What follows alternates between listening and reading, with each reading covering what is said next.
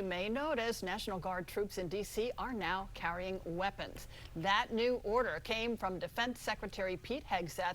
The Pentagon previously indicated National Guard members could be armed if circumstances warranted. But this new directive is a notable shift in guidance, suggesting hundreds of troops in D.C. will now be carrying weapons. We also have updated numbers on the crime crackdown in D.C. So the White House says more than 900 arrests have been made since August 7th. That includes 5 known gang members. Saturday night alone, there were 93 arrests. 46 of those were people in the country illegally. And another part of President Trump's plans for D.C. are to beautify the city. He's asking Congress for $2 billion to make that happen. $2 billion. But that plan already facing backlash. Straight out live to 7 News reporter John Gonzalez near the White House to explain. Good morning, John.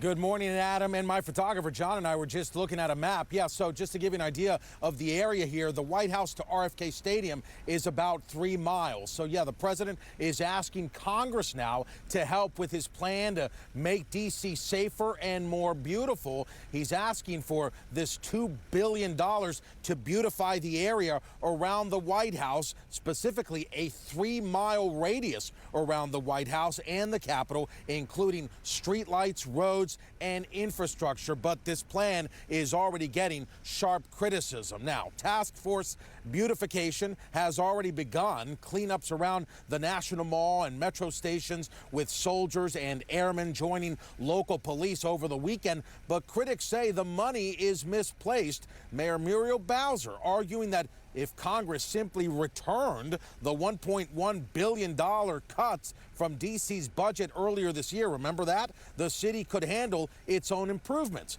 Here's the president claiming victory.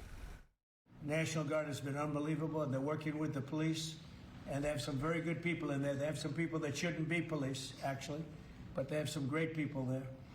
And the Washington, D.C. is a whole different place, and Johnny, I'm sure you'll be happy to hear that too, actually. Oh, yes. But it's a whole different place. People are excited again. They're going out to restaurants again.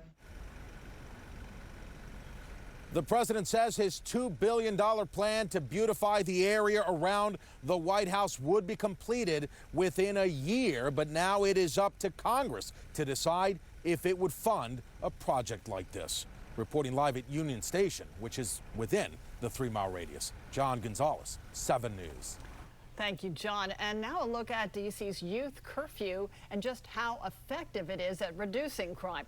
Along with the citywide curfew, D.C.'s Youth Street corridor was designated a temporary juvenile curfew zone over the weekend.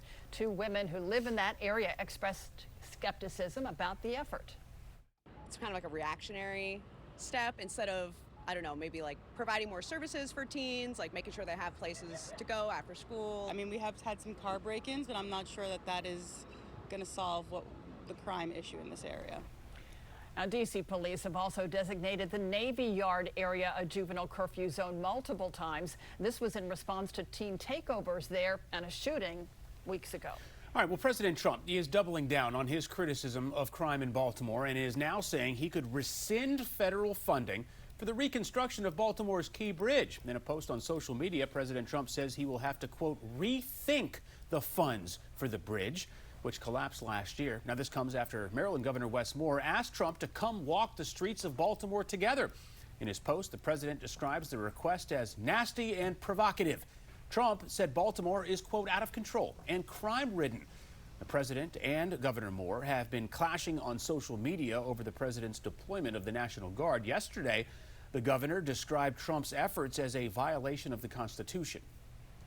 It's unconstitutional. It's a direct violation of the 10th Amendment. And for a party that talks about state rights, it's amazing how they're having such a big government approach in the way they're conducting public safety. Trump has repeatedly threatened to withhold federal funds from Democratic-run cities and states. A federal judge last week blocked the administration from defunding dozens of so-called sanctuary cities, including Baltimore, for refusing to cooperate with his immigration crackdown. Now, apart from Baltimore, Chicago is also on a list of possibilities for National Guard deployment. The Pentagon has reportedly drafted plans to also send troops there.